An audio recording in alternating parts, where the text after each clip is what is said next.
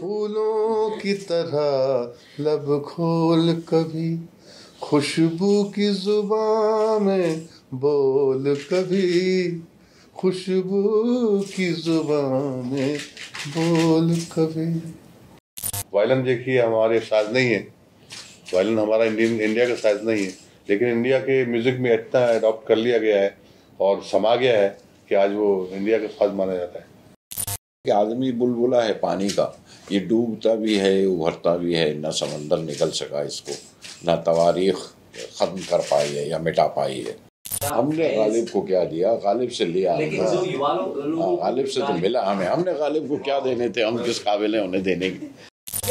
I have done it exactly what you are doing it to me. You are speaking in English, so that's the language of your generation. जब वो dialogue सारे film में अंग्रेजी में बोले और आधे से ज्यादा अंग्रेजी होती है फिल्मों में, तो मैं गाने कहाँ से अलग करूँगा।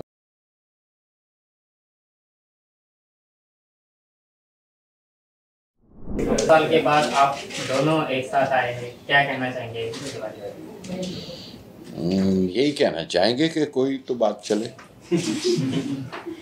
क्यों जी? गुलजार साहब, इतने 7 साल बहुत लंबा अरसा होता है, हमने मरासिम के बाद वो गज़लें मिस की। अब 7 साल बाद आप लोग को ज़रूरत महसूस हुई कि लगा कि अब साथ मिलकर कुछ दोबारा काम किया जाए? नहीं, देखिए, साल को अगर दिन मान लिया जाए तो बस हफ्ते भर की बात है ना, तो बस हफ्ते भर के बाद फिर हाजिर हो गए। और दूसरा ये कि ऐसी कोई डेडलाइन नहीं थी which I am sharing with him कि कोई ऐसा डेट फिक्स नहीं किया था कि रिलीज करना है इस डेट को। जब तैयार हो जाएगा, जब चीज़ बन जाएगी तो आ जाएंगे मार्केट, क्योंकि क्रिएटिव वर्क है ना, इसमें थोड़ा टाइम लगता है। हमने सुना कि इसमें आपने कुछ डिफरेंट इंस्ट्रूमेंट्स के यूजेज है, थोड़ा उसको कंटेम्प्रेरी करने के लिए, गज़लों को ज़्यादा लोग उसे सुन पाएँ, उसके लिए क्या कहना चाहेंगे म्यूजिक के बारे में? वो तो अभी modern sound you have to use to reach the modern audience. आज का जो बच्चा है वो सैक्सोफोन की आवाज़ को पहचानता है, सारंगी की आवाज़ को नहीं पहचानता, हारमोनियम की आवाज़ को नहीं मालूम, उसको अकॉर्डिंग की आवाज़ मालूम है। तो इसलिए वो इंस्ट्रूमेंट, हालांकि उसमें कोई हर्जा नहीं है यूज़ करने में, साउंड तो सेम है, सेम नोट्स यूज़ करते हैं, सिर्फ बजाने का ढंग जरा वेस्टर्न म्यूज़िक का अलग रहता है, तो इसलिए वो साउंड अलग करती है। बाकी उनको इंडियन राग में बजवाएंगे तो इंडियन साउंड करेंगे वो। वायलिन देखिए हमारे साज नहीं है, वायलिन हमारा इंडिया का साज नहीं है, लेकिन इंडिया के म्यूज़िक में इतना अडॉप्ट कर लिया गया है और समा गया है कि आज वो इंडिया का साज माना जाता है। गुलजार साहब, आप जब लिरिक्स आप नरेट करते हैं, लीड इनटू अ गज़ल, तो बहुत खूबसूरती से आप गज़ल को एक इंट्रोडक्शन देते हैं, हम कहें लिंक देते हैं, तो कितना हेल्प करता है लिसनर्स को गज़ल के पास लाने में? आई थिंक राह दिखाने वाली बात है कि थोड़ा सा हाथ पकड़ के दरवाजे तक ले चलो कि यहाँ से फिर ये गज़ल शुरू होती है, और इसके बाद उनको मैं ज़्यादा से ज़्यादा चीज़ यही है कि अल्फाज के ज़रिए से उनकी उंगली पकड़ के जगजीत तक पहुँचा देता हूँ। आगे फिर जगजीत के मद्दाह हैं, उनके एडमायरर हैं, फिर सुनते हैं। वही जो अल्फाज, जो नज़म है जो आपने शुरुआत की है, वो 2 बोल ज़रा बताइए। नहीं, वो आदमी बुलबुला है पानी का, मुझे ज़बानी तो सारी याद नहीं रहती, पर कुछ इस तरह का ख्याल है कि आदमी बुलबुला है पानी का, ये डूबता भी है उभरता भी है, न समंदर निकल सका इसको, न तवारीख ख़त्म कर पाई है या मिटा पाई है। और जो इंसान की बात है, वो बुलबुला इंसान है जो ख़त्म नहीं होता, वो बुलबुला ज़िंदगी है जो ख़त्म नहीं होती, वो ना तवारीख से ख़त्म होती है, ना हिस्ट्री से, ना इतिहाद से, ना वक्त से, ना समंदर से, और वो डूबता भी है उभरता भी है। आदमी बुलबुला है पानी का। आपसे जानना चाहेंगे इस एल्बम में आपकी फेवरेट गज़ल कौन सी है? जी, मैं आप जो मेरी हालत देखते ना, इनके पास बैठे हुए सहमा सहमा डरा सा रहता हूँ, बस वो मेरी फेवरेट गज़ल है, और उन्होंने गाई भी बहुत कमाल है। Gulzar sir, you said in this particular piece, you said that ghazals can be about aansu, tanhai, and gham. Is this your philosophy to take on life? जी हाँ, जो कहा है वो तो मेरे ही कमेंट्स हैं, और वो मेरी ही ऑब्जर्वेशन है, ये मेरा ही एक्सपीरियंस है, ये मेरा ही तजुर्बा है, क्योंकि बग़ैर महसूस किए तो कुछ नहीं कहा मैंने, और खामख़ा कहने के लिए भी नहीं कहा, वो एहसास सारे के सारे मेरे अपने। बाकी ये कि गज़ल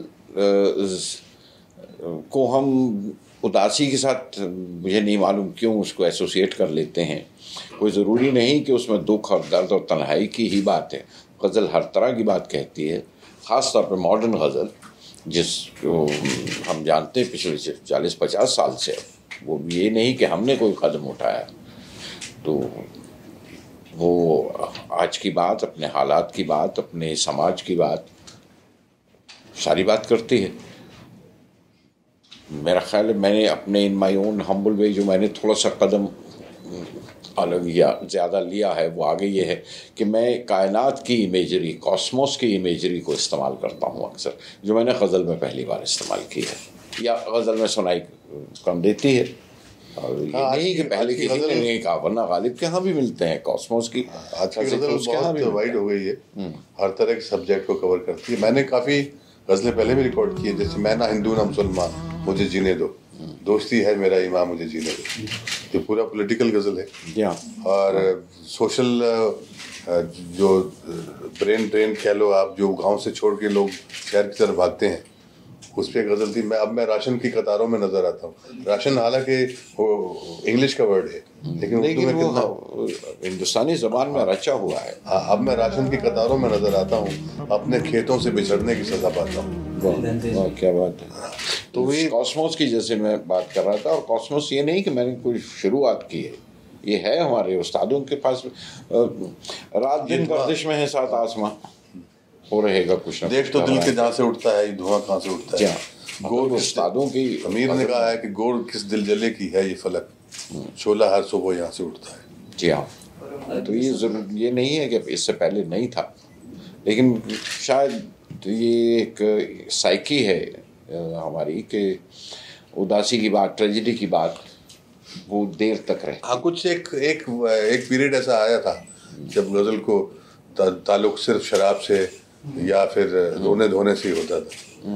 वो वक्त निकल गया है। अभी गज़ल का कैनवस बहुत वाइड है। Gulzar sir, we're talking. I like Jagjit Singh ji just said right now that ration, the English word. You've been using a lot of English words in your the latest Hindi film songs. You've been using that. Are we going to see something like that in this album as well? Yeah, I have done it exactly what you are doing it to me. You are speaking in English, so that's the language of your generation. जब वो dialogue सारे film में अंग्रेजी में बोले और आधे से ज़्यादा अंग्रेजी होती है फिल्मों में, तो मैं गाने कहाँ से अलग करूँगा? I have to come in with the language of the character. क्योंकि इस एल्बम में भी इन्होंने इंग्लिश का वर्ड यूज़ किया है, स्केच। हाँ, उसमें जहाँ इसमें है ना कि मेरे क्या टेबल पे कहाँ बैठे हो तुमने सिगरेट के पैकेट पे एक स्केच बनाया था। तो आम बात है, अब स्केच को खाका कहेंगे तो आपको नहीं समझ में आएगा, है ना? तो स्केच समझ में आता है। तो जो हर दौर की ज़बान बदलती है, कोई भी ज़बान स्टैटिक नहीं है, जो जिंदा ज़बान है। स्टैटिक वो ज़बान हो जाती है जो क्लासिकल हो जाती है, जैसे मैं कहूँ कि लैटिन हो गई या संस्कृत हो गई। लेकिन जो जिंदा ज़बान और आम बोलचाल की ज़बान है, वो हमेशा बनती रहेगी और बदलती रहेगी। उर्दू आज वो नहीं है जो 50 साल पहले थी, और हिंदी भी वो नहीं है जो 50 साल पहले थी। न इस तरफ न उस तरफ, न हिंदुस्तान में न पाकिस्तान में। वहाँ की उर्दू भी बदल गई, हमारे यहाँ की भी बदल गई। तो ज़बान बढ़ती रहती है। जी, बाकी गज़लों से हमने जब मरासिल की सुनी, उसके बाद आप दोनों जब साथ आएंगे, तो इसका म्यूजिक सेटिंग और जनरल गाने का तरीका कितना अलग है उन गज़लों से?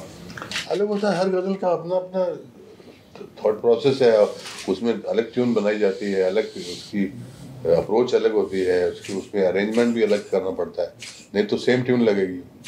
पर इस बार आप लोग का ज़्यादातर एम क्या था कि ज़्यादातर गज़लें लोगों तक पहुंच पाएं, कि लोग समझ पाएं, कंटेम्परराइज करने का था?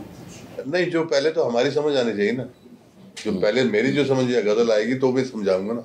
पहले जो मेरी समझ आई वो मैंने कर ली। अभी आप तक पहुंचेंगी या जनता तक पहुंचेंगी नहीं पहुंचेंगी, ये तो वक्त बताएगा। कोई भी एक पर्टिकुलर गाना जो आपको काफी प्यार, जाहिर सी बात है सारे गाने प्यारे होंगे, लेकिन कोई भी एक जहन में एक लाइन होगी, एक जो गज़ल मैं सबको रिकमेंड करता हूँ कि callers telephone callers tune adopt करिए इसको। वो मैं आप भी उसको रिकमेंड करिए। फूलों की तरह लब खोल कभी।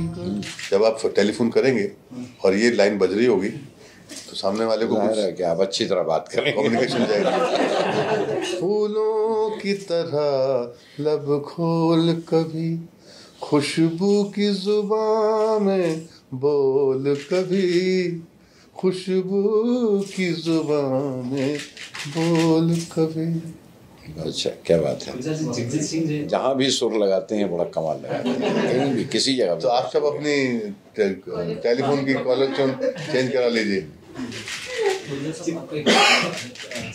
जी कि आप मराठी कविताएं उर्दू में लाई, जी हाँ। तो क्या है कि अभी गजल मराठी में गई है, तो उतनी इम्प्लीमेंट हो गई है क्या मराठी में गजल?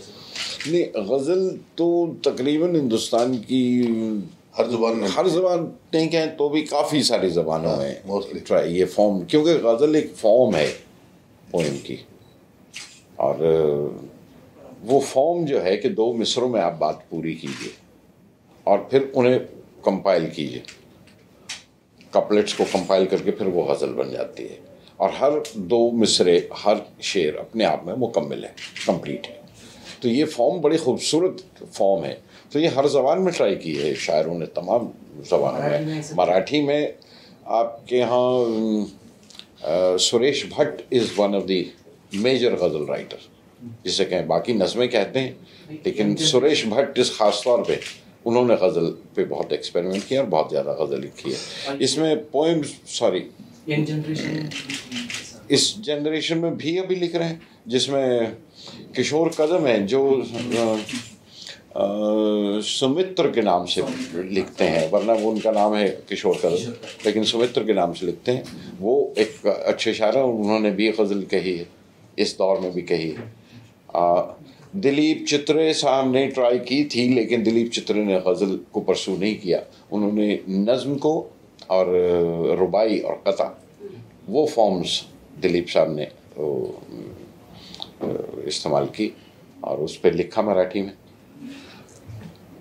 छोटी नज़में कहना जो आज की मॉडर्न फॉर्म है, वो कुसुमाग्रज उन्होंने बहुत लिखी, और वो छोटी नज़में जो हैं उनको बल्कि मैंने भी उर्दू में किया है काफ़ी सारे मैगजीन्स के लिए, उनके लिए, और मुमकिन हुआ तो इंशाल्लाह एक किताब भी निकलेगी, किताब भी जल्दी पब्लिश करूँगा उनकी। कुसुमाग्रज की कोई 100-125 नज़में मेरा इरादा है उनको पब्लिश करने का। तो मराठी में गज़ल लिखी गई है, और गज़ल कंपोज करने वाले थे बालाजी के भाई, अपने हमारे बाल ठाकरे जी के छोटे भाई। हाँ। वो गज़ल मराठी में गज़ल कंपोज किया करते थे। श्रीकांत ठाकरे। जी हाँ, वो किया करते थे और गाते भी थे।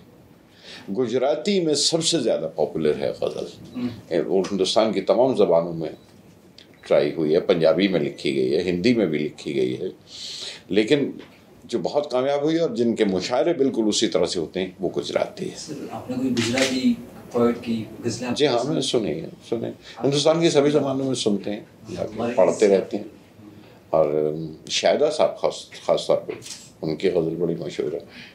तो गुजराती एक ठाकुर भी है, रमेश ठाकुर क्या नाम? रमेश पारे। फिर आपने जो अब मैं राशन की कतारों में नजर आता हूँ वो खलील दमदेव। सितांशु भाई हैं जिन्होंने लिखी है, लेकिन सितांशु भाई ने गज़ल कम लिखी है। हाँ, लेकिन वो उन्होंने वेस्टर्न फॉर्म से सोनेट लेके सितांशु भाई ने बहुत काफ़ी काम किया है। आपने और जगजीत सिंह ने मिलकर गालिब को एक नया याद दिया है, तो उसने इस तरह कोई दूसरा, हमने गालिब को क्या दिया, गालिब से लिया, लेकिन जो युवा लोग गालिब से तो मिला हमने गालिब को क्या देने थे, हम किस काबिल हैं उन्हें देने की।